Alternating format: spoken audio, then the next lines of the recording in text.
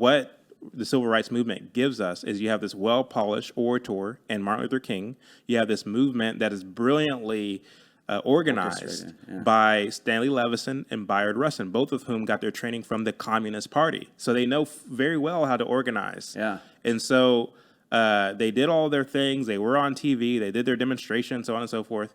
And he gives the I Have a Dream speech. Now, the I Have a Dream speech wasn't written by Martin Luther King. It was written by, again, his communist advisors.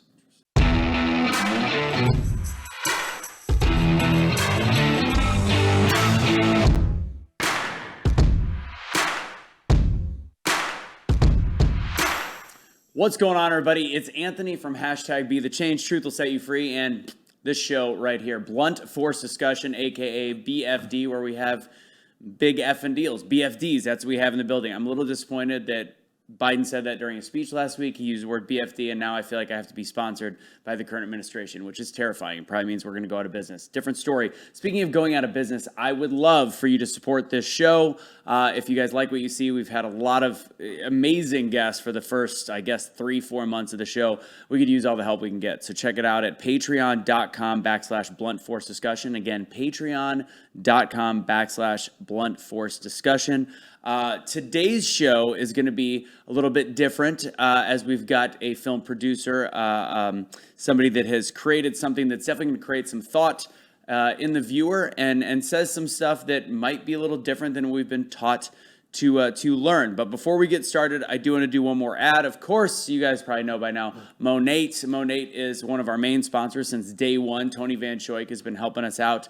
That is easy to find, bluntforce.mymonate.com, bluntforce.mymonate.com. Joe, you sandbag, you are saving my life in terms of the editing side. Thank you for that. Also go to bluntforcediscussion@gmail.com if you have any questions about being a part of the business. I've had some people email me from New Zealand. Turns out New Zealand is actually launching this month, so congratulations. Great way to make side money. We had Side Hustle Millionaire Tony Watley also on the show. And you could just find ways to create side income and create a life that's maybe a little bit better, especially since we don't know what's going on in this crazy world. With that said, it's about time to kick the tires, light the fires. Let's start the show. Blunt Force Discussion.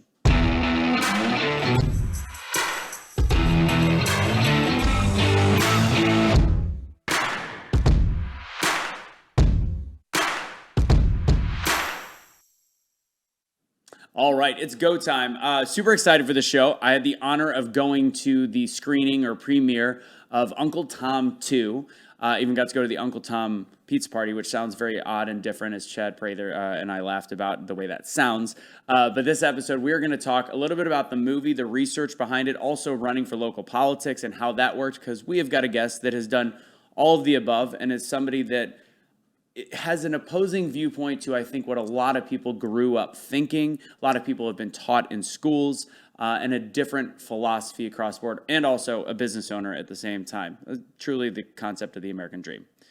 Ladies and gentlemen, Chad, do you like Chad O. Jackson or Chad Jackson? Does it? Chad O. Jackson. I like the Chad O. Jackson. Yeah, it makes you a little bit different. It sets you apart. There's a lot of Chad Jacksons, believe it or not, in the world, and so I have to be set apart in some way. So, yeah. Anthony Russo is John Smith in Italian, so right. I have to try to do something. Chad, a little bit about yourself. Obviously, you're a Christian father, conservative, movie producer, business owner, etc. Yeah. So tell a little bit more about yourself, where you came from, and how you all of a sudden are here. Yeah, so I grew up in DFW, Texas. Mm-hmm. Was born in 1990. Was exposed to the same things that any kid growing up in the 90s was exposed to, Black History Month and all the rest of it. And so I graduated from high school in 2008, got into the plumbing industry as an apprentice, was able to start a plumbing company of my own by the time I was about 25 or 26 years old. At the time, I was heavily involved in the Dallas County Republican Party. Dallas is also the city that the director of Uncle Tom lives in, Justin Malone. And so he wanted to make a film about Black conservatives because he was very intrigued by the presidential campaign of Herman Cain. And so he went to the Dallas County Republican Party, somehow found out about me, and asked me to sit down for an interview for him. And I agreed to do that. he then took that interview to L.A. and met with Elder. Larry Elder. Yeah. Yeah, Larry Elder loved it and said we can make a film. And so he became the executive producer and was able to put Justin in contact with a lot of more prominent black conservatives like Candace Owens, Brandon Tatum, Carol Swain, Colonel West, so on and so forth. And once Uncle Tom was released, there was tremendous success with it. Justin and I, over that process, developed a friendship. He saw that I'm that kind of person who, if something interests me, I'm going to obsess over it. I'm going to research it. I'm going to try to figure it out and get to the bottom of it. And he said, hey, what do you think about being a researcher for Uncle Tom Part 2? Because Larry was wanting to do a sequel.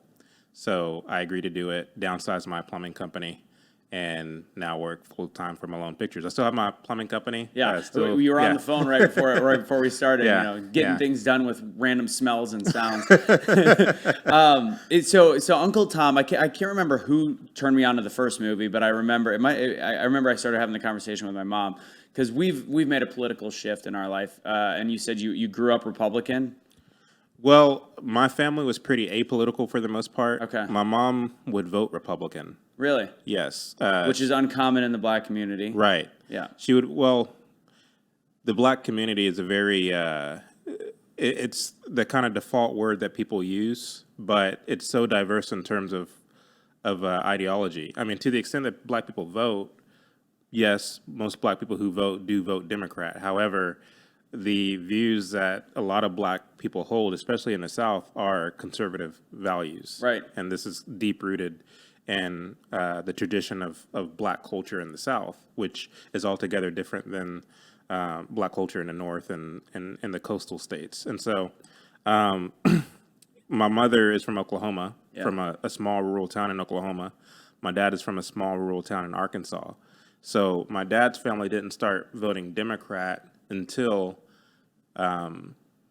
Bill Clinton became governor. Interesting. The first black president.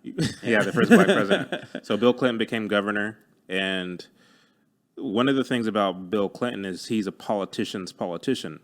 He would make his rounds quite extensively in Arkansas, especially going to these small black rural towns, going to the funerals for elderly people who passed away. He'd be the only white person in the church.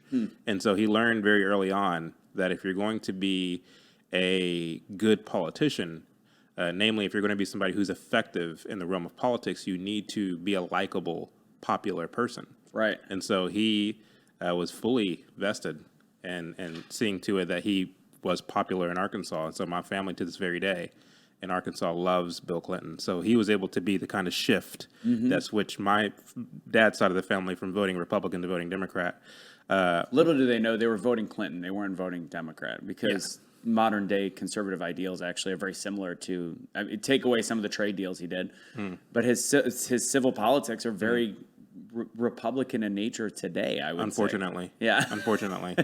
No, I mean, you're absolutely right, and hopefully we can get to that in a moment. But my mom's side of the family, the only time she ever stepped out of the Republican Party, so to speak, which she never really belonged to the Republican Party, she just voted Republican, was whenever Barack Obama ran for president in 2008. And so, so even though my mom voted Republican, my dad didn't vote at all, there wasn't a lot of discussion about politics in our house.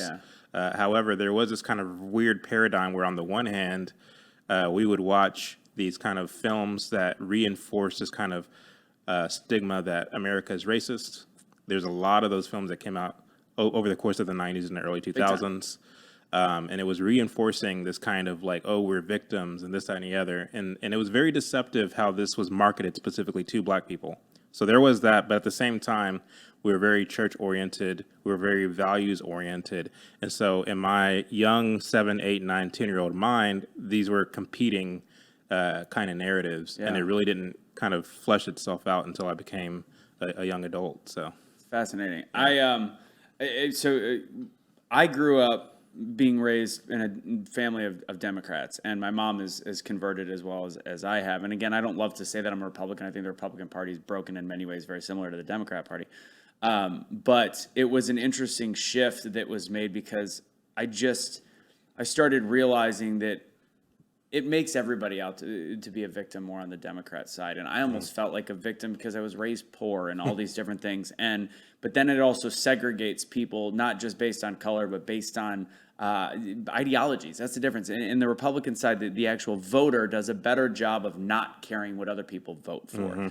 Which is changing, I think, in today's day and age, because I think the Republican Party's gotten the Republican voter has gotten so fed up with being kind of treated like crap, and I think that's part of it. But you're the first one, Uncle Tom, and then Uncle Tom 2. But the first one, it was interesting because it's almost the way that I look at it, and you talk a lot about education in the movies as well, that indoctrination.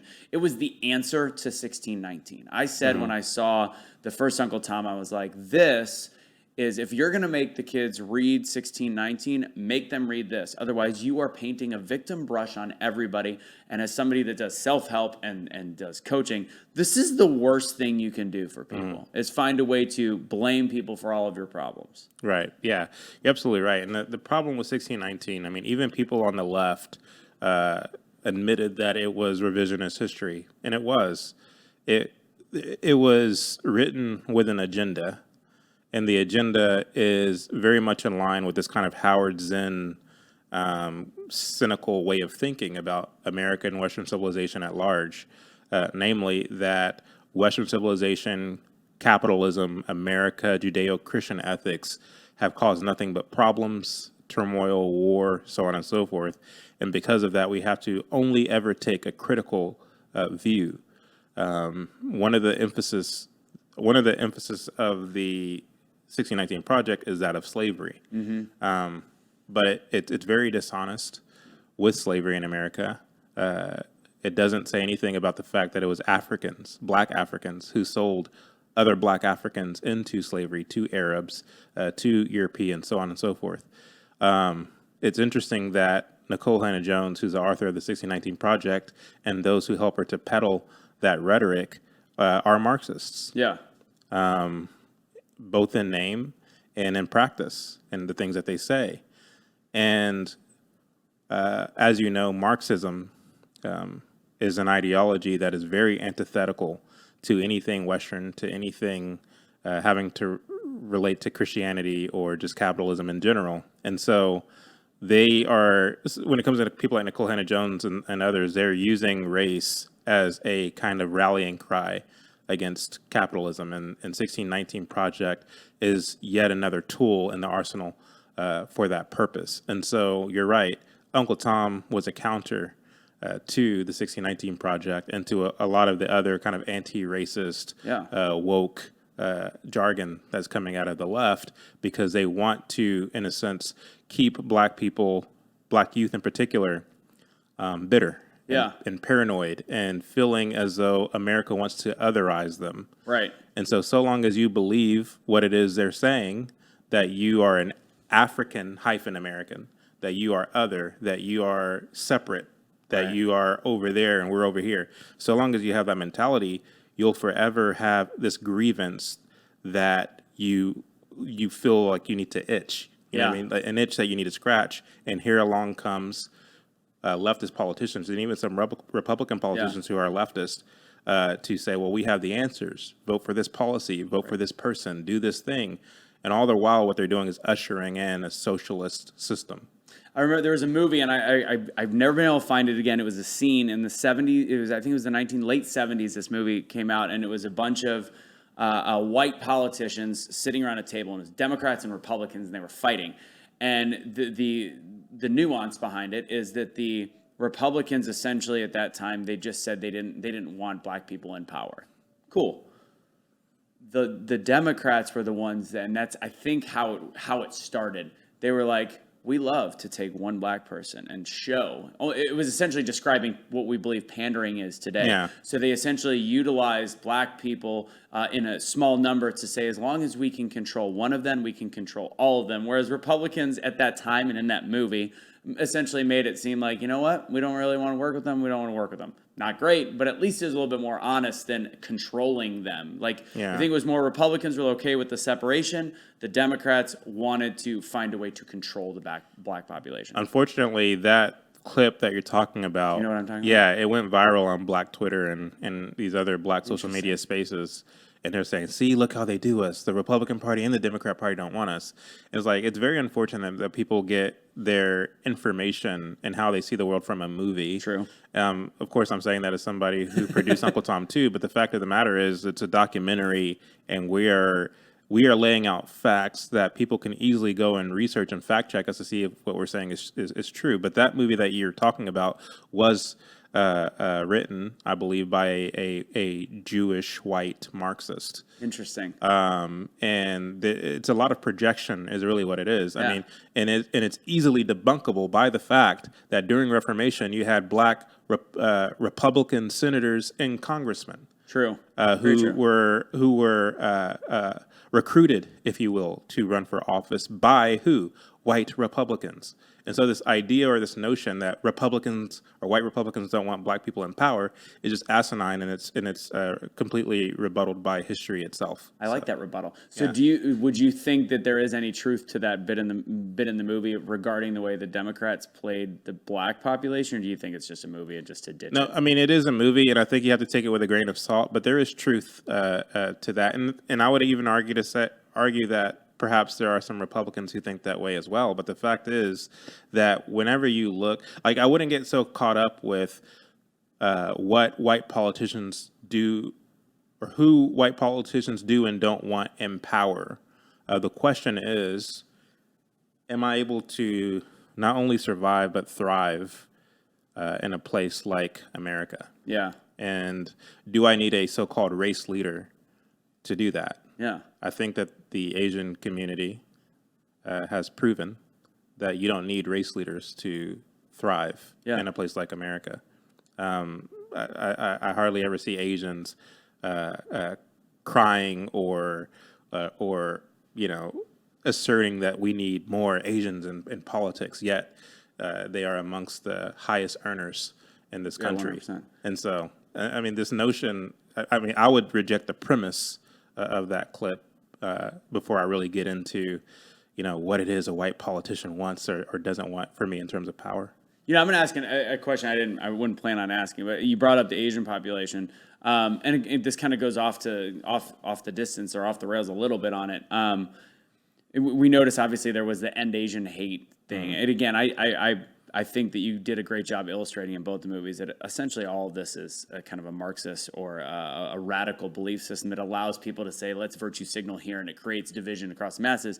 But I do notice, I think it's interesting that we look at this, the Asian population and the black population are probably the two most diametrically opposed. And I think the people that have the most racist, as a blanket term, ideology are Asians towards black families. Would you agree with that, or do you have an idea of why that is? I wouldn't say that they are racist as much as it is a natural human instinct to recoil against that which is grotesque, if that makes sense. And it's not just Asians. It's literally any group or family of people who have resolved to be decent, to the extent that you have this group, this other group rather, that is grotesque and that basically indulges in decadence and degeneracy and violence, so on and so forth. You're going to recoil against that, and you're not going to want to have anything to do with that. We want to put tags on that like racism and bigot and so on and so forth, when in reality, if we really pull back the layers and see it for what it is, it's that, we don't like that which we find grotesque. Yeah. And the fact of the matter is, when it comes to so-called black culture or blackness in America, we've allowed for white, Jewish,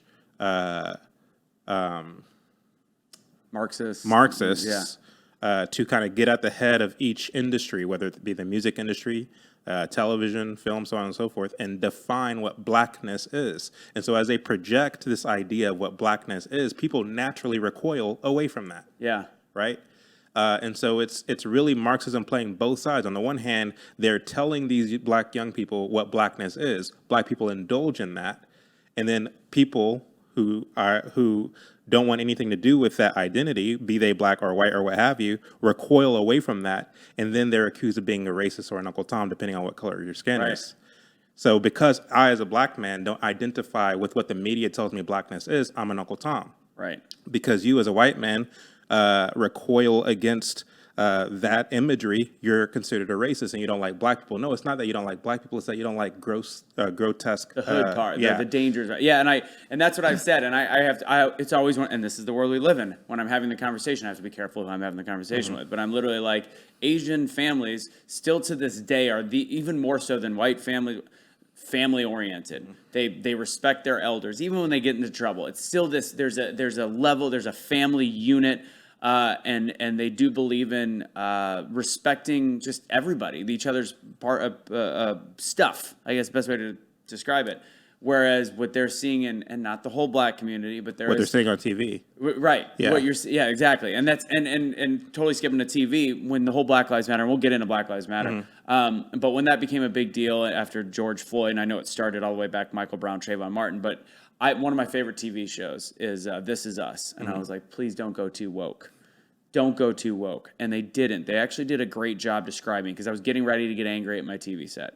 And Randall, the black character on the show, the black brother, they talked about it enough, but he just, instead of saying he was outraged or whatever, he said he was exhausted. He was exhausted of seeing that on TV. It didn't say that it was happening too often. It didn't say black people were getting killed by police too much. He was exhausted that was the narrative that was going on. I go, that's a great way to describe it. And ultimately, unfortunately, the Asian populations, like what we're talking about, and then just across the board, people like me, anybody else, what we're seeing is the lowest level of the black population, which is unfortunate, because as the movie shows, in the 20s and in the 30s, black culture was above and beyond anything else that we can think of. It was religion, it was the Christianity, it was businesses, it was supportive, it was family, and then it just got destroyed. Yeah, and I think that another word to bring up is that of tribalism. You saw tribalism between the Italians and the Irish in America, both having the same skin color but having two different cultures. You can, in the same way that you can find no blacks allowed signs in the early 1900s, so too can you find no Irish allowed, so on and so forth. And so it's this kind of tribalistic thing that happens, and it's a natural thing that has happened throughout history. Yeah. It's not reserved for just black people in this country, if that makes sense. Yeah. And so when it comes to what you're talking about, the things that are true of the Asian community, or at least specific aspects of the Asian community, where you have emphasis on education and values and culture, so on and so forth, that was also true of the black community in the early to mid 1900s. And so they were, in a sense, parallel. Yeah. In terms of what their values were, and to the extent that there was any kind of beef between them, it was due to tribalism. Right. And then what happened over time is that the Asians, for the most part, stayed on their course, while the black community, in a sense, kind of veered off to the left. Yeah. And the reason that was, as we demonstrate in Uncle Tom 2, is because of demoralization, as Yuri Bezmenov so eloquently put it, where if you can demoralize a generation, and then the second generation and the third generation, the damage is already done. Right. Because what demoralization does is it de-incentivizes your responsibility to be a man. Yeah. Or to be a woman. It de-incentivizes your responsibility to be accountable. Because if you think about it, demoralization makes you childish. Yep. Because it takes the onus off of you to be responsible, and it makes you it glorifies indulging. It glorifies basically just bad behavior, yeah. So on and so forth. And so it's kind of like letting a child do whatever they want and not holding them accountable, not holding them responsible. And they feel like if they want something, all they got to do is throw a tantrum and they'll get it. Right. And if then we have to feel as though it's okay out of guilt. And if we don't feel that way, then it's racism. Right. And it's so unfortunately, paradigm. Yeah, unfortunately, a lot of people, black, white, whatever, in the millennial to Gen Z generation, because the demoralization has already taken place, we don't know how to be adults. We don't know how to function as adults. And so what does children need? Children need a parent. Children need to be taken care of. In comes the government. The government's going to promise to pay off your student loans. The government's going to promise to give you free health care. The government's going to promise to give you free housing, to raise the minimum wage, to do all these things, because we now have this kind of paternal-child relationship between our government when it was never meant to be that way at all. Oh, that's an interesting way of looking at it. And I got to ask the question because, obviously the movie talks and anytime you look at any kind of riots in this country or Marxism and how it's continued, you've got the Saul Alinskys of the world that talk about rules for radicals. And then who was the guy in the 60s? Eric Mann also carried it on. Do you think, and I'd love to learn a little bit more from you about them, but do you think that their intentions were purely nefarious, or did they actually think that they were helping black people? Nefarious. Saul Alinsky was the community organizer in the 60s, and Eric Mann, who's still living today. He was he's the Black Lives Matter. Yeah, he trains a lot of these revolutionary activists. He trained the women of Black Lives Matter. So, yes, I do think it's nefarious. When you read Rules for Radicals, which was written by Saul Alinsky, like he literally dedicates the book to Lucifer, to Satan. He talks about in the book, there's a specific line that really kind of haunted me because I read it before I really dove into the Martin Luther King thing. And up until that point, I was a fan of Martin Luther King. Right. And anybody who's watched Uncle Tom 2, like, they'll know what I'm kind of getting at. Learn today. So in the book, he talks about Saul Alinsky that if you're going to be a successful revolutionary organizer, what you must do first and foremost is to create disenchantment and discontent amongst the masses where there is none. Who does that? People that have nefarious motives. Exactly. Yeah. You have to create the disenchantment. You have to create the discontent. You have to use such rhetoric and such language and even such tactics to instill and to impress in the minds of the masses this kind of annoyance, this kind of anger and bitterness that they feel like they have to now do something about it. And whenever you can get people to that point, says Saul Alinsky, then you can offer them a campaign of organization that they will rally around and get behind, and to be a demonstrating force against the system. What if, yes, and I think obviously Lucifer being in the book is a dead giveaway as who it's dedicated to, but what if the intention was, like you said, the disenchantment, the division, making people annoyed, but it was because in his heart, he believed that this is the only way to make people equal? What if that was his actual intention? Is that possible? It's possible. Anything's possible. Right. But again, there's a lot of golden nuggets in Uncle Tom 2, one of which is a scene where we actually introduce Saul Alinsky. And he says with his own words, as a Jew, I've always had the spirit of protest and dissatisfaction within me. And so I don't know why I do the things I do. I just do them. Yeah. And so these are the words of a nihilist. Yeah. These are the words of an individual who like to see the world burn just for the satisfaction of seeing it burn. Crazy. And so, again, when you take his own words, sure, we can speculate as to, well, whether maybe he just wanted to see this kind of nirvana utopia. I don't buy it because, again, his actions and his words say otherwise. It's so weird. So I had lunch with my buddy. He's Jewish. I'm half Jewish. My mom's Jewish.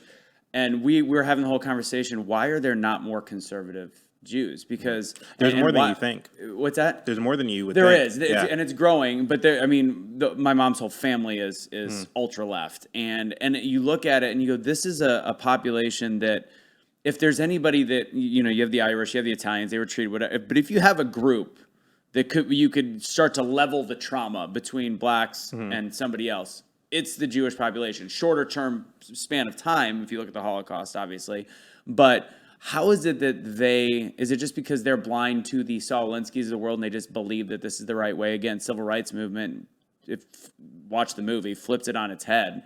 Why is it the Jewish population specifically that are ones that do it?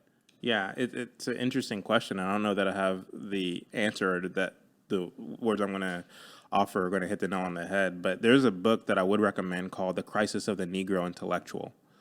It was written by a man named Harold Cruz, and it's a very fact-based, interesting book in the sense that it doesn't really go along with the narrative, the mainstream narrative of how we think about Black intellectuals and Black intellectualism in this country. And one of the things that he's able to chronicle is a relationship between leftist Jews and Black activists in New York, specifically when it comes to leadership in the Communist Party, and how the Jews who were the Jewish leaders who were involved in the Communist Party, as well as a lot of these union organizations in the Northeast Coast, they would do this thing where they were conveniently white when it was politically expedient for them, and conveniently Jewish when it was politically expedient for them, where they can accuse people of being anti-Semitic or what have you for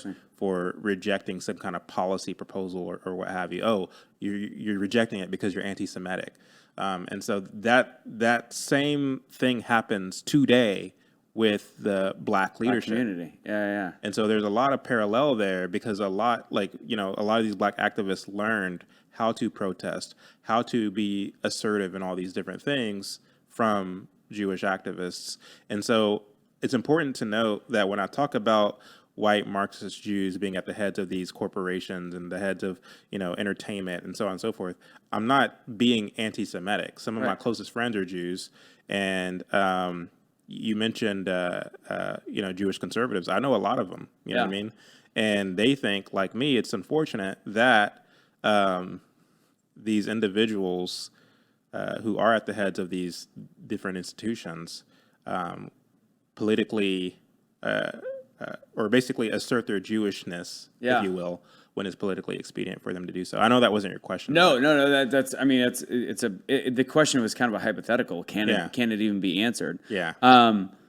So going into then the civil rights movement, you know what? Let's go back. I want to do civil rights movement. So this is my big question. Yeah. And this is when I was watching, and I had this conversation with Chad, different Chad, Prather, and my girlfriend, and then we had a whole conversation.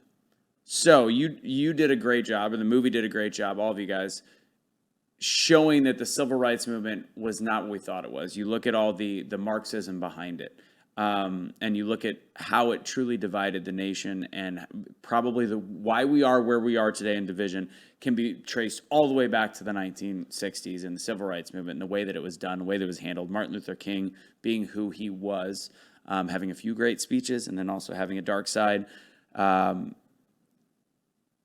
Even amidst how negative we can now portray it, do you think that the not necessarily integration, do you think we would have come together either way at one point if the Black community, because at the time it was very segregated, obviously.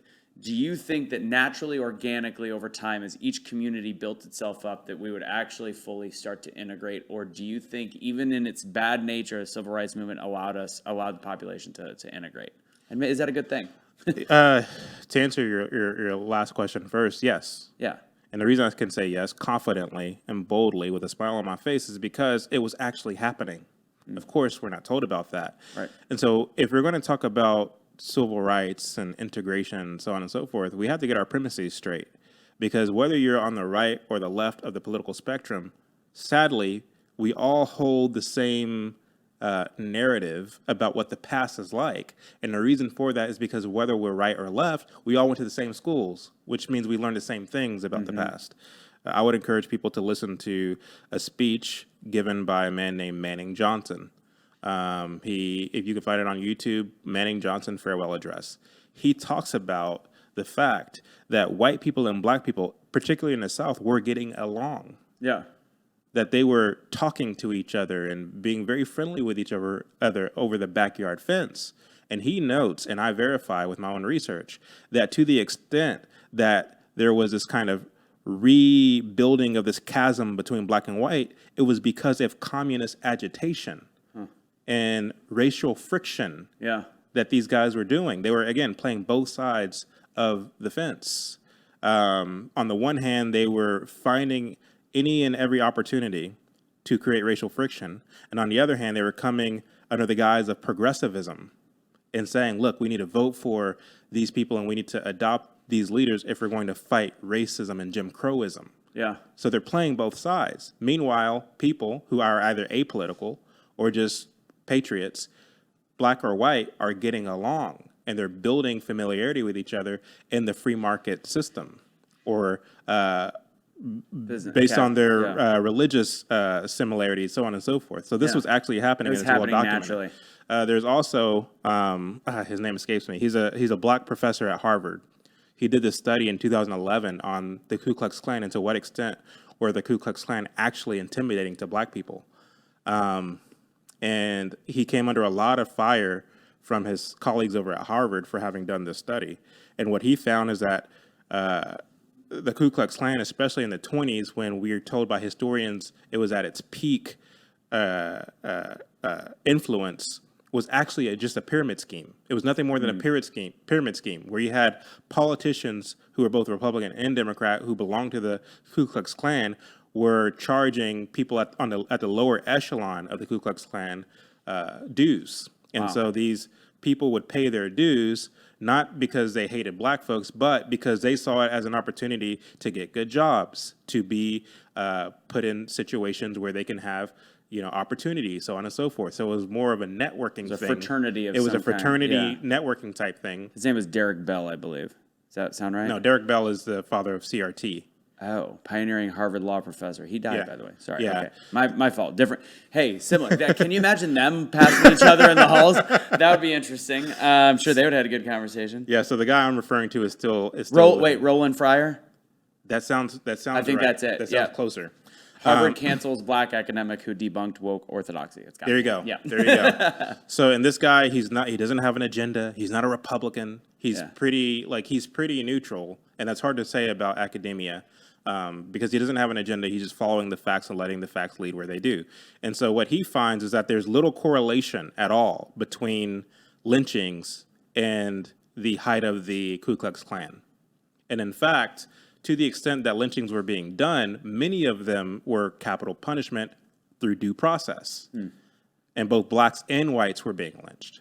Interesting. But what the historians who are dishonest have managed to do is to conflate hate crime lynchings with due process and make them one and the same. To the extent where we're sensationalizing the word to where you hear lynching, you instantly think about race and black bodies hanging from trees. Automatically, that's what I think of. So all that to say, there was racial harmony that was happening and increasing in the South naturally, organically. There was racial friction or fabricated racial friction that was going on at the behest of communists. In the Tulsa Massacre is an example of that. And then you had the Ku Klux Klan that wasn't as intimidating as historians make them out to be. I'll add this nugget. To the extent that Jim Crow laws existed, many of them were being repealed at the municipal level and the state level well before the civil rights movement even came into being in the first place. I would argue also that when you watch Uncle Tom 2, don't get it into your head, and of course I'm talking to people who watch it, don't get it into your head that we are advocating for segregation, because we're not. We believe wholeheartedly that segregation is unconstitutional law. Right. At least state-mandated segregation. We believe state-mandated segregation is absolutely 100% unconstitutional. Right. And there were a lot of private businesses defying the state segregation laws that existed, much the same as you had businesses that were defying the mask mandate laws that were coming down from Dallas County and in some of these states during the peak of COVID. Yeah. So in the same way that you have people defying the mask mandate laws when it comes to their private-owned businesses, so too were a lot of people defying the whites-only so-called laws during the peak of Jim Crow. You said it's interesting. Like the one way that I would say, like, think about how you would stop this from happening. Yeah. Stop it from coming together. I mean, it did. We've come together, but if it was naturally happening, you have to create something that makes people stop in their tracks. Like, say one family member is starting to go, you know what? I don't know why we hate black people so much, but the way to stop that progress and change the direction of it and make it less healthy is to do what the civil rights movement did: create riots, create revolution, create then this community that then to the 80s you have the crack epidemic, which was government fueled. Yeah. You have to find little nuggets to make sure the people that were on their way there stop in their tracks and go, why am I supporting them? Yeah. But I would also say this, that as far as like starting with different premises or presuppositions, that part of your effectiveness in basically pushing your own narrative as far as history is concerned is that you have to make kings, you have to create heroes, and comparatively you have to overshadow people who had natural influence, people who had this kind of effortless effect on society. That's exactly what happened in the so-called black community, because Martin Luther King wasn't popular in his day. To the extent that he was popularized, it was by the progressive media. It was by historians and academia and the intelligentsia. Yeah. It was by the colleges and universities. That is the realm in which he was popularized first and foremost, and then it began to trickle out into the mainstream of society. It's like artist paintings selling better after they pass away. Absolutely. Yeah. And so there were a lot of people, sensible people, who rejected Martin Luther King and what he was pushing while he was alive. And the reason they were doing that is because you did have a lot of black pastors and leaders who were arguing for this kind of pro-America approach, this kind of pro-Christian approach to civil rights that differed from that what Martin Luther King was pushing for. One example I'll give is a man named Dr. J.H. Jackson. J.H. Jackson was a pastor in Chicago, and he believed in the gospel. He believed that it was incumbent upon men to be men, regardless of what their circumstances were. He believed that we had to be productive also, regardless of what our circumstances were. He believed that it was incumbent upon us to make a way for ourselves, regardless of who will and won't hire us. Yeah. There were some sharecroppers in the South who were getting gyffed by the farmers down there. And so what J.H. Jackson did is he bought hundreds of acres of land and told these black farmers, you can work on this land rent-free. And with your earnings, I advise you to go buy your own land and become your own farmer to where you're not having to depend on someone else. And so he would implement programs like this, and it was working at the private level, regardless of what the government was doing, regardless of what the white man was doing. These things were working, and he had the help and the assistance of white people.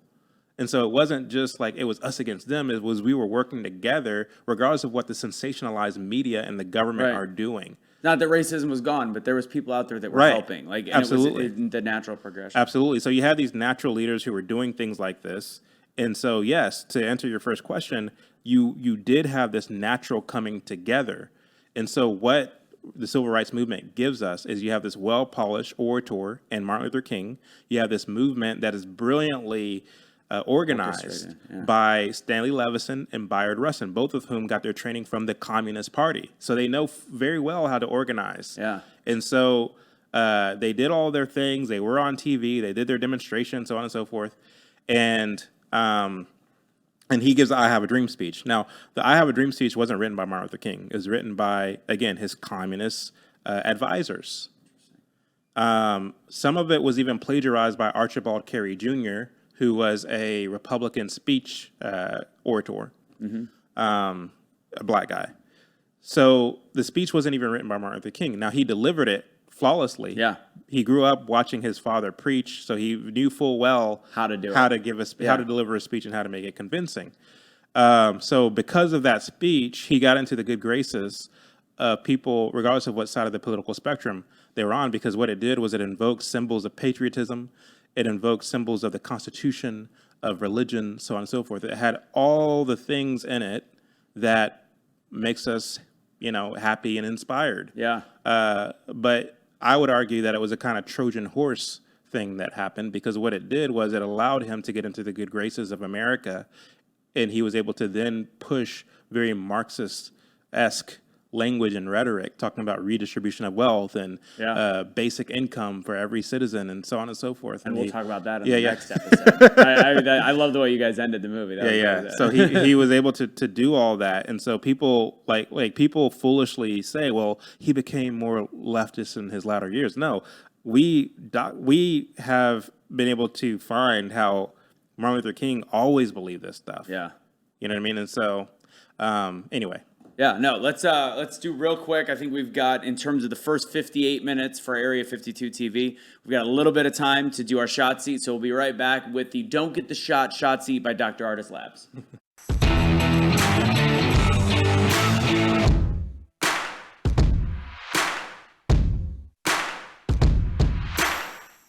All right, we're doing a little of the Brothers Bond. There you go. So, the way the Don't Get the Shot seat works, and I have to be clear, we're not taking the full shot. I now have to give the disclaimer due to Barb Allen, but we're just doing a little sip. We take a little cheers, and then if it's a difficult question, this was a more serious conversation. I'm not being as funny as usual.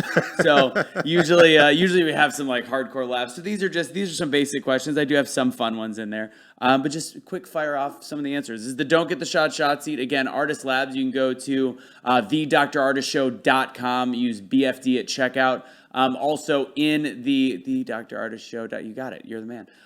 You go ahead and check that out. Use BFD, and also there'll be a link in the YouTube and anywhere we have this up that actually has his protocol, getting the glutathione up. Say you did get the jibbity jab, and you want to find a way to like do your best to say, maybe I should get rid of all those spike proteins. That'll be in there. So again, thedrartistshow.com.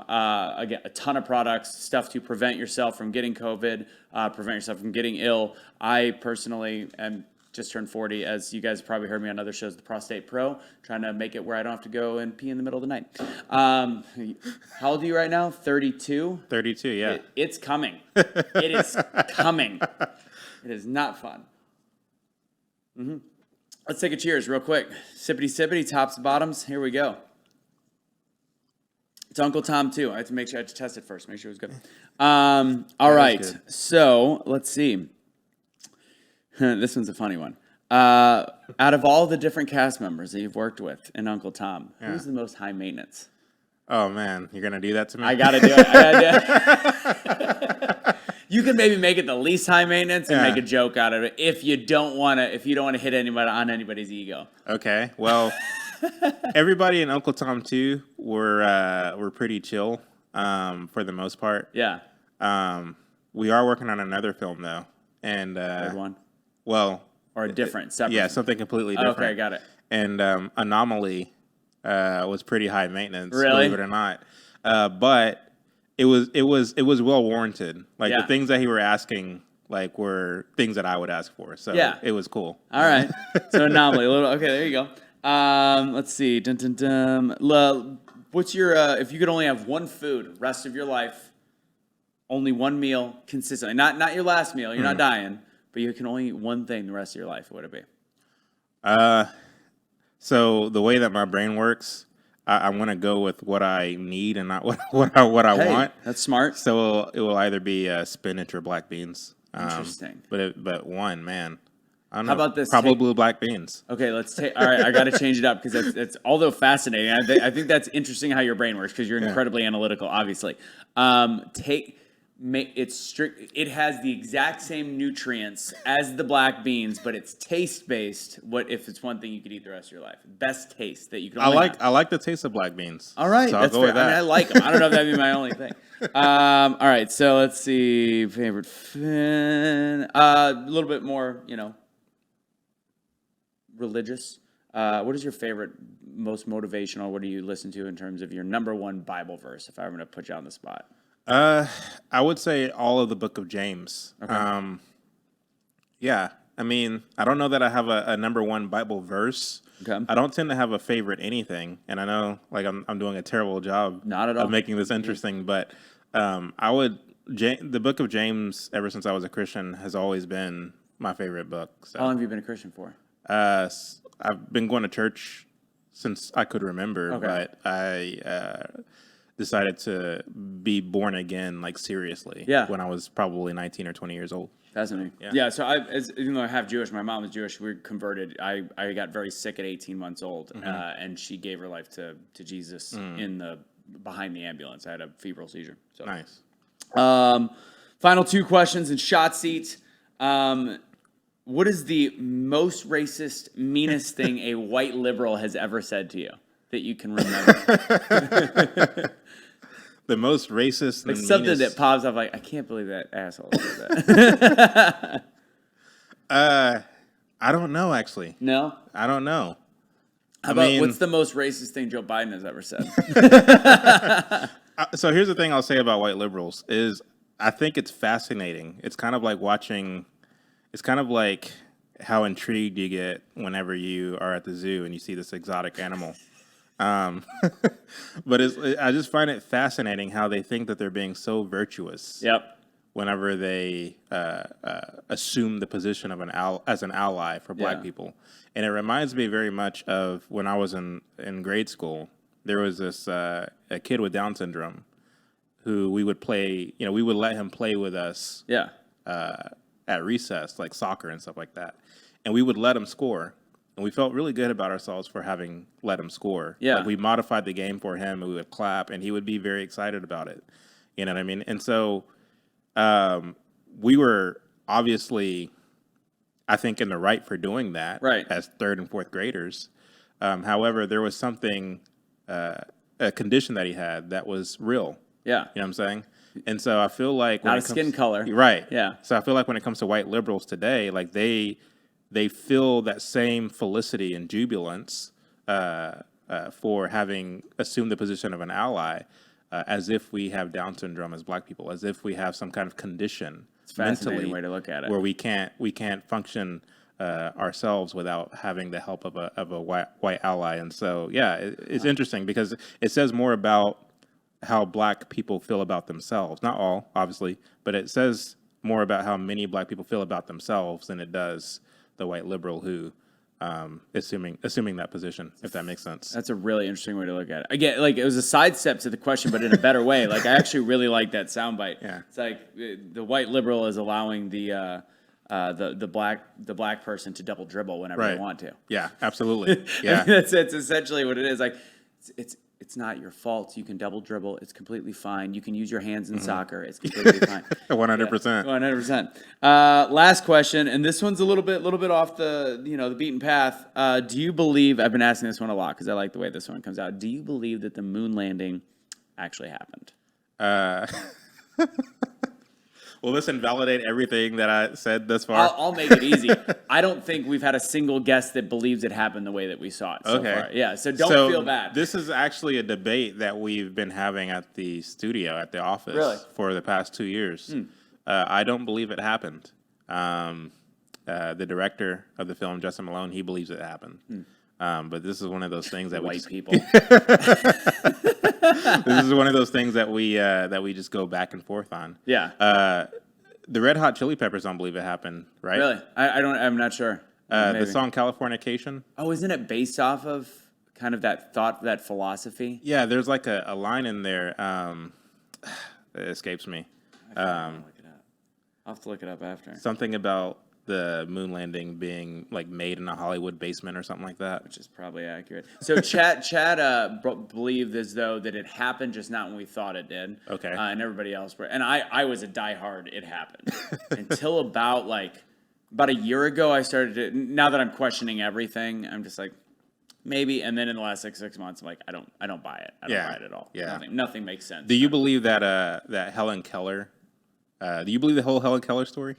I do, but I'm always up. Again, I'm always up for a challenging, perplexing. Where are you going with this one? No, I'm not going to try to sway you one way or the other. But I'll look something up. I would just encourage you to look up Helen Keller. Like, actually look up what the mainstream media is telling you who she is and what she's accomplished.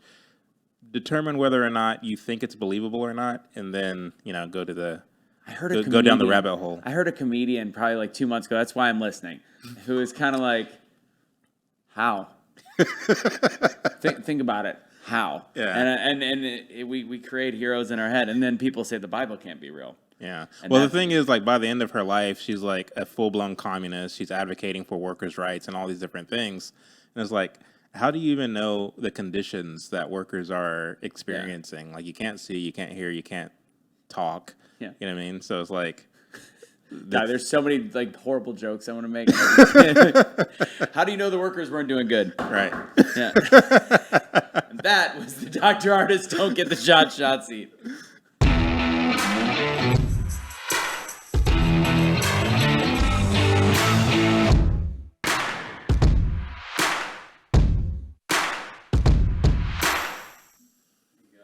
Thank you. That's good. There you go. Yeah, it's we had a Bond Breaker. I recommend you try Bond Breaker. I was trying to get them to sponsor the show. They gave me the first bottle. It's a Randy Rogers whiskey. It's nice. It's very sippable. Yeah, like yeah. it's even like a little more drinkable than this one. It's good stuff. Gotcha. Bond Breaker. If you still want to, you know. Also, I forgot to mention in the beginning. You can see I'm wearing the "I'm Awake Not Woke" shirt this week. You guys have seen all the different gear we have. I might as well give it to you right now too. We don't have the BFD hats on the website. You actually have to be on BFD to get one. So here is your blunt force discussion. Nice. Trucker hat, but our Awake Not Woke gear is all over there. The unvaccinated lives matter, everybody's favorite. So that's a great segue. From unvaccinated lives matter, I've got the shirt that literally is designed just like Black Lives Matter. How do we explain to people without people that know they understand Patrisse Cullors is a criminal. Like all of them have done horrible things with the money, and you can take the money and you could also take what BLM has actually done.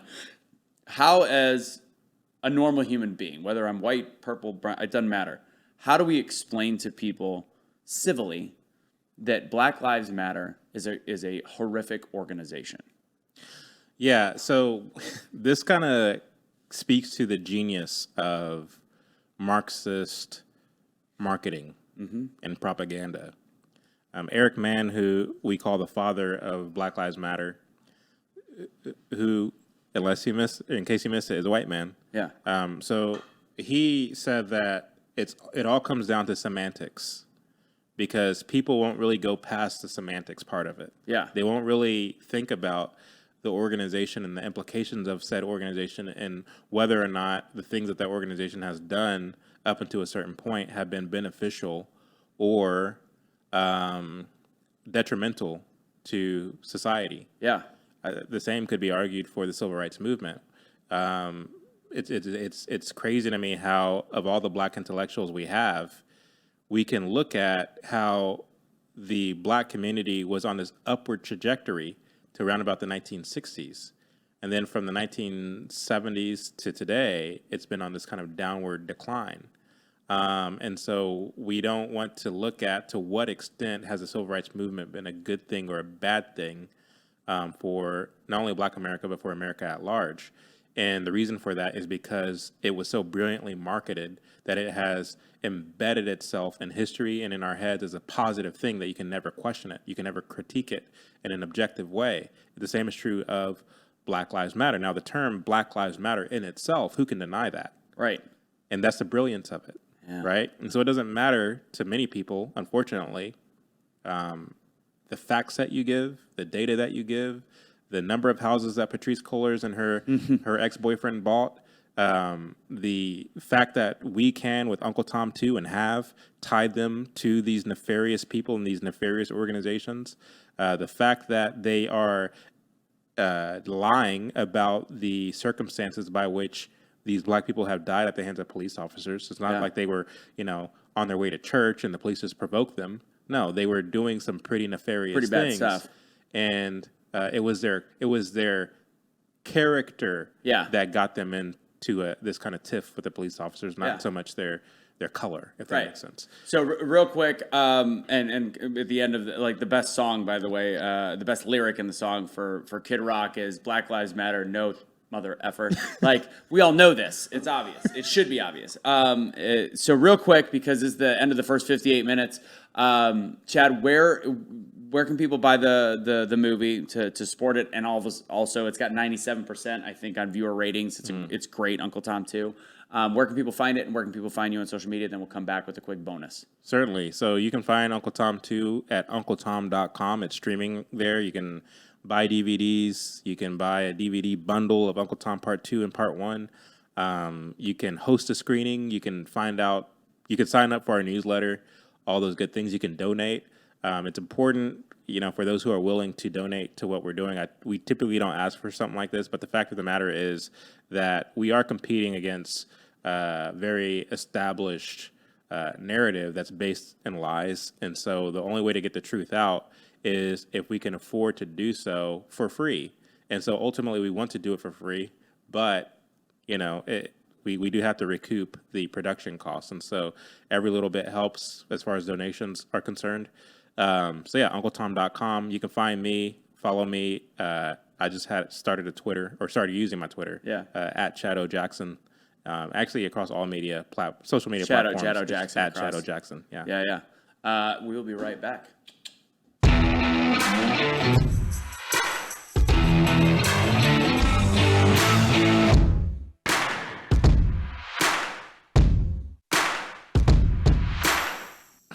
Chad just said he was long-winded. He clearly has never seen the show.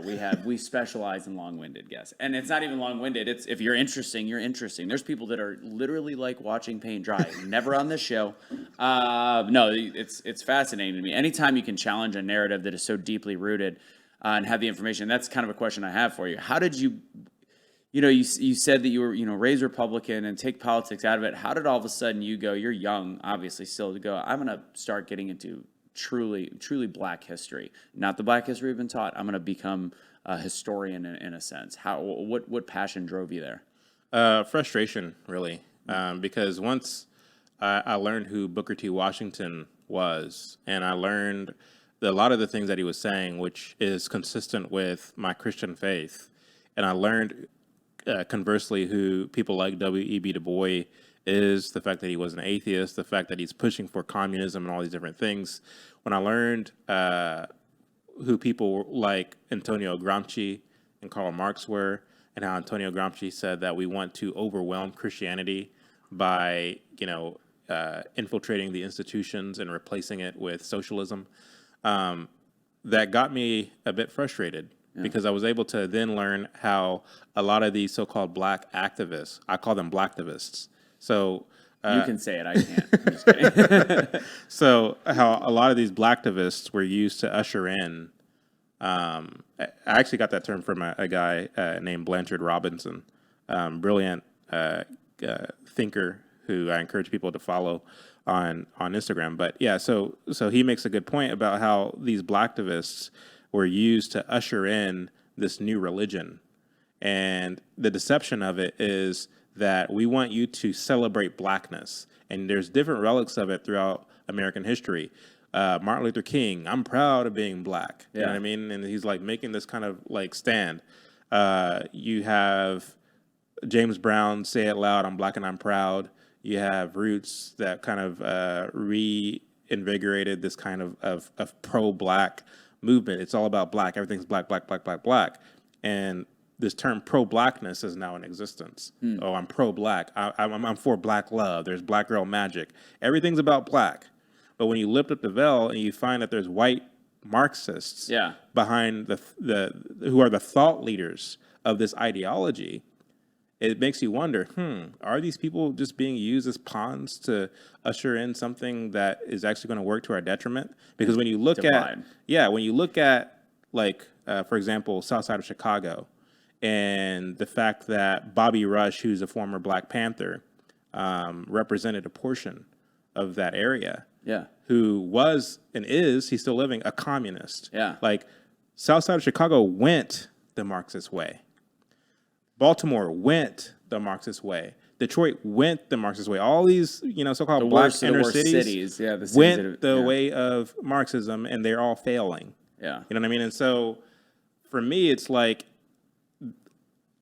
to answer your question in this long kind of roundabout way, I felt that I have no other choice but to become a kind of activist, not a blacktivist, for the truth. Because I can observe American history and specifically black history and note that black America was at its best and brightest when we had the Judeo-Christian ethic as our undergird. To the extent that we remove that and replace it with this kind of Marxist postmodernism, that's when we begin to go down this rapid decline. And so I'm going to advocate for the Christian ethic. I'm going to advocate for good moral values. And I'm going to do everything I can with every fiber of my being to try to detach this notion that Black culture is equivalent to just this kind of decadence and degeneracy that we're known for today. Yeah, it's funny you say the Black love Black. So I was working State Fair a couple of years ago, and it was kind of, I think I guess it was before George Floyd, or maybe it was last year. It was last year, so it was after the middle of the pandemic, whatever you want to call it. And I remember seeing all the shirts, and I started writing them down. I had a list of like 15 of the Black something shirts, and I was like, can you imagine if we replace Black with anything else, how horrific people would think these shirts were? And it was like, and then you start combining the LGBTQ with the Black stuff, and it's like, okay, this is you just can't even deal with this stuff anymore. You brought up an interesting point also, and you obviously got invested in this thought process because you also have the ability to speak on it. And I always said this, the first business partner truly once Be the Change started to grow and Truth Will Set You Free was a guy named Cashley Kelly, Black dude. And he's now in with the January 6th protesters. He's still in the January 6th jail. There's something so powerful about a Black voice on any side of the coin, because you're able to speak to different people than I can, and that's why it's important. And it's unfortunate, but that's just the fact of life. Is the way our community is based on all the things that we've talked about in this last hour and in the movie. It's incredibly important to have a powerful Black voice that can speak on topics that not everybody can. Because whenever I bring up things like Black on Black crime, I'm not allowed to. No, I should be allowed to. Statistics, it's math. Well, I encourage you to. Yeah, and I do, and I've trust me, I've lost plenty of jobs. I'm good. I've already know people already think one way about me, and that's fine. Because I'd rather be a truth seeker than employed by people I don't want to be employed by. Why do you believe the same, or why do you think Black voices are so important? I mean, the movie is riddled with some of the top Black names and speakers in this country. Yeah. So again, as I alluded to earlier, one of the things that Hollywood has been successful at is to, in a sense, exotify, if that's a word. Exotify? If it's not, it is now. So to make exotic so-called Black culture to where it's something interesting, and it is a very Marxist tactic to use something that is, in a sense, frail. It's something that you can't make fun of, something that you in a sense have to walk on eggshells around, to then use that thing or that group to ring in certain policy and certain things that you wouldn't otherwise go along with if it were anything else. Yeah. So, for example, today it's fair play to make fun of straight white men in the public square and to not have to suffer any consequences. You literally have Black women who go on CNN and MSNBC and say the most hideous things about white people. Yeah. And everybody laughs and yuck it up, and then the show ends. Whereas, to your point, if a white woman, by comparison, were to go on and say something negative about Black people, Good luck. yeah, that would be The end of their career. Yeah, that would be the end of their career. And so, something that you said earlier, I think it's important to note. And again, my friend Blanchard Robinson, he makes this point, and I agree with it wholeheartedly, is that when you think of Blackness, not as a skin color, but as a concept, which holds in it all of the different aspects that I talked about earlier, indecency, degenerate, indifferent, frivolous, so on and so forth. When you think of it as a concept, what you realize is that many of the elitist powers that be want to turn everybody Black, right? So they're going to use so-called Black culture, and they're going to use Blackness as a kind of example, and they're going to use it to kind of push certain trends. If you want to push anything in America in terms of policy, you use Black people to do it. Valid.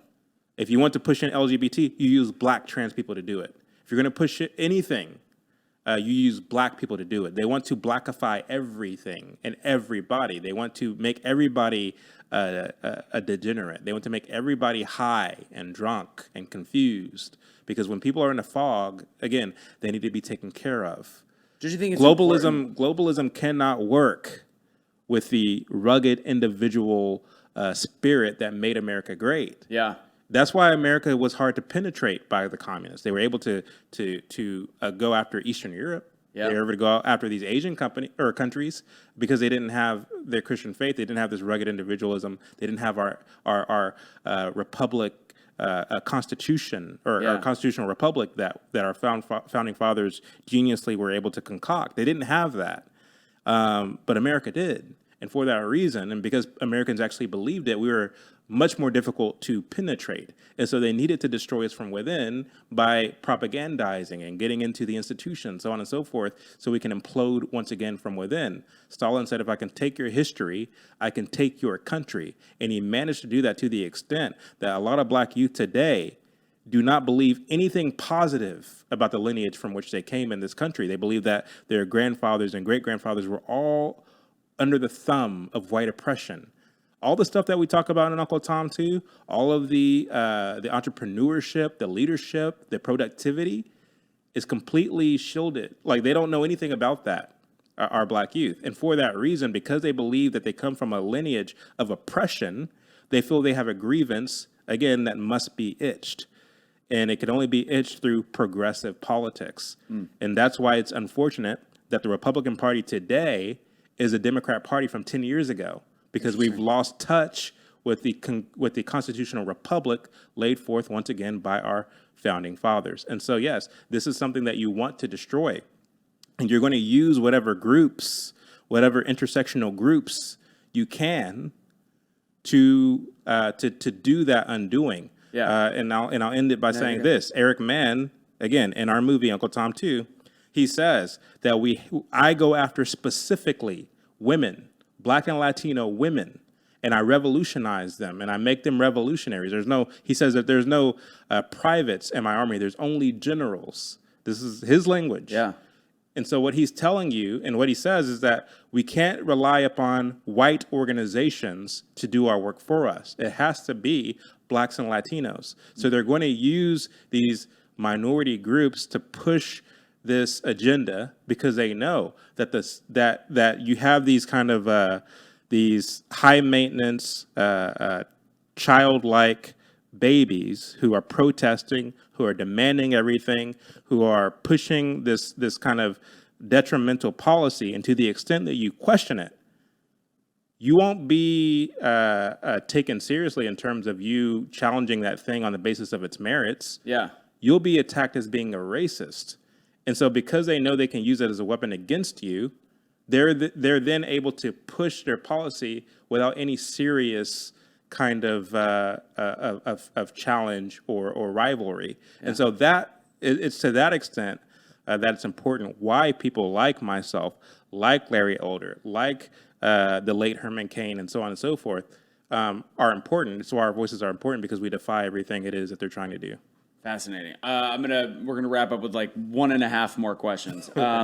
So and I think that you just touched it. I want to make sure that I cover it because I know we talked about it in the beginning. You just called back to it. Essentially, the issues with the Republican Party, like you said, the Republican Party is the Democrat Party 10 years ago. You kind of touched on what you meant by that. Did you cover exactly what you wanted to get into regarding kind of why the Republican Party has also gone astray? Yeah, because I think, not entirely, but I'll just say this. When you look at the Republican Party versus the Democrat Party, I'm just going to take this back to elementary level. A Democrat theoretically is somebody who believes in a democracy, whereas a Republican is somebody who believes in the constitutional republic set forth by the Founding Fathers. Now, the Founding Fathers, they didn't exactly agree on everything, but they've managed to come together and to assemble themselves and to come up with this great Constitution of ours. And what they believed in was the sovereignty of the municipalities, the sovereignty of the state. They believed in the federal government, but they also believed once again in the sovereignty and the power of the individual. They understood human nature. Yeah. Whereas if you have a full all-out democracy, what you have in a sense is mob rule, and because the mob or the group is so easily swayed and and blown to and fro by whatever sensationalized propaganda that comes down the tubes, that is the ingredient for something pretty terrible. Yeah. And had we gone completely with a democracy, I don't believe America would exist right now. In fact, I would believe we would have become a communist nation a long time ago. Yeah. Because again, they're so skilled and they're so tactical with their agenda. And so, with that being said, I believe that the Republican Party have a long time ago lost a sense of what it means to be a purveyor of the constitutional republic. A lot of us have heard the story of Benjamin Franklin being asked, what do we have, a monarchy or a republic? And he said, a republic if you can keep it. We have managed to lose our republic, and we've lost it because there's been different ideologies that have come along under the guises of different things, progressivism, liberalism, and even republicanism, that have caused us to lose sight of what's important, and in so doing, lose this republic of ours. And so Republicans are always playing catch up. Big time. They don't want to be stigmatized as being racist, bigots, homophobes, so on and so forth. And so they're constantly being reactionaries to leftist or Marxist propaganda. The marketing is strong in the left. Exactly. So because they don't understand the tactics of the left, they're constantly being reactionaries to the left. Yeah. This is true not only of Republican politicians, it's also true in, amongst influencers, I'm sorry to say, where we spend a lot of our time reacting to what the left is doing, reacting to something that Cardi B said or what have you. And it makes for good entertainment, but my concern is that a lot of the people who are putting this stuff out there, they know that the kind of reaction it's going to get. Yeah. It's all tactical because they understand that to the extent that a young kid, because they're doing it more for the spectator than they are for the influencer. Yeah. The spectator will look at it. The child with their phone on YouTube, they'll look at it and say, "Oh, all these stuck-up conservatives are making fun of Dwayne Wade's son who wants to be a girl, but what's wrong with him being a girl? What's wrong with him expressing his true self?" Yeah.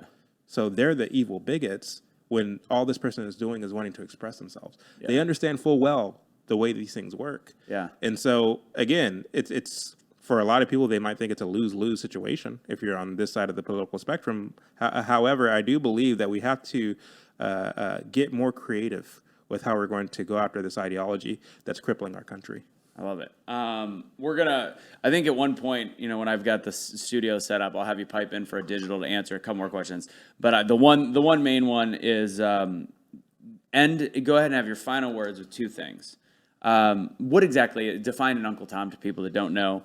And then you kind of alluded to it just now, but how do we begin to win this country back? How do we become that republic again in individualism? So first, what is an Uncle Tom? An Uncle Tom is a tactic. What I mean by that is to the extent that somebody who is black and who believes in just straight up decent values and has real influence, meaning they're popular. There's somebody who, when they speak, people listen. You don't want that person to have a voice because that person is a threat to any agenda to control people. And so because you want to ostracize that person, you're going to call that person an Uncle Tom. You're going to call that person a sellout. You're going to call that person all these words to make them look like an enemy in the eyes of the masses. So that's what Uncle Tom is. It's a tactic. I've heard it said that the reason why the word Uncle Tom was chosen in particular is because in the book, Uncle Tom's Cabin, the character sacrifices himself sacrifices himself on behalf of his white master. And so they see it as people who are conservative, black people who are conservative, always shilling for and sucking up to white people. Yeah. So that's the reason they use that word in particular. But again, it's a tactic that they use. And to your, well, you didn't ask the other question. Yeah, no, and to end it, final words from the show, from the episode, all the above, and how we get a message out there that actually creates action and changes the world, changes our country, gets us back on track. What's our hope and how? Well, I think we're already doing that. I mean, I think podcasts like yours are important. I'm thankful to see people like Jordan Peterson become popular. I'm thankful to see all these people who are basically laying down the facts and doing so unapologetically. I'm thankful to see that because I think the pendulum is swinging as a result of the work that people like yourself are doing. And so that's not to be slept on in any sense. However, what we demonstrate in Uncle Tom 2 is the fact that where we are now is a century in the making. It's a slow play. It's a slow burn that's going on. There were a group of young intellectuals in the early 1900s, between 1900 and 1910, who were very progressive, very liberal, very Marxist, I would say, atheists, who were having the same conversations. How do we change this kind of aristocracy? Yeah, this aristocracy, this religiously bigoted country that we live in. How do we do that? And they met in Greenwich Village apartments to discuss things like this. And what they resolved to do was to get themselves into institutions and to get at the heads of those institutions and to slowly change and move culture and society in the way they wish it to go. And they were successful in doing that. There's a book written by Mabel Dodge called Movers and Shakers, where she chronicles this. Mabel Dodge Lujan was her name. And so what they did was a very gradual, slow play through a march through history, if you will. And so we can't, as conservatives or as people who are slightly right of the political spectrum, think that we're going to do it overnight. Yeah. We can't think we're going to do that. The reality is it is going to take generations to do it, and it starts in the home. It starts with understanding that there's an agenda to indoctrinate your kids in our public school systems. They are literally building an army of our own kids against us and our ideologies and our beliefs and our values. And this is the very reason why, unfortunately, many public school teenagers have enmity with their parents, whereas if you look at a lot of these homeschool teenagers, the relationship between them and their parents are pretty much respectful and cordial. Why is that? Why is there such a difference? The reason is that our kids are actively, when they go to public school, learning a culture that's hostile to our own, rooted in rebellion. And so we have to be more intentional about how we parent and how we lead and how we move through society. And we can't have this so-called silent majority anymore. We have to be outspoken with what it is we believe. I think I've said that exact same sentence. I appreciate that. Ladies and gents, boys and girls, Blunt Force Discussion, people that watch, thanks for sticking around. If you were on Area 52 TV, as always, please, I hope that I provided value to you. That's the trade-off. I provide value, and then hopefully you support our cause as well. You can go to patreon.com/Blunt Force Discussion. Again, that's patreon.com/Blunt Force Discussion. The store, awakenotwokestore.com. Awake for 15% off. And please, I cannot encourage this enough. I think a very simple thing for us to make the world a better place is to watch movies like Uncle Tom and Uncle Tom 2. Go to uncletom.com, download it. I think it's $20 for now. It could change. Who knows? Whatever it is. But either way, you're supporting something that is hopefully creating change in this country, and they're not getting rich off this movie. They're essentially just trying to get it out there, and it's a brilliant movie. That if I would beg to think that if our country required that to also be in schools, just giving an alternative viewpoint, alternative thought, I think we'd be in a much better place. I cannot say that without any less confidence. I'm confident in that. So I encourage you to check it out. Again, that's uncletom.com, and then Chad O. Jackson on all the social medias, right? All the social medias. All the social medias. We'll catch you guys next week. See y'all later.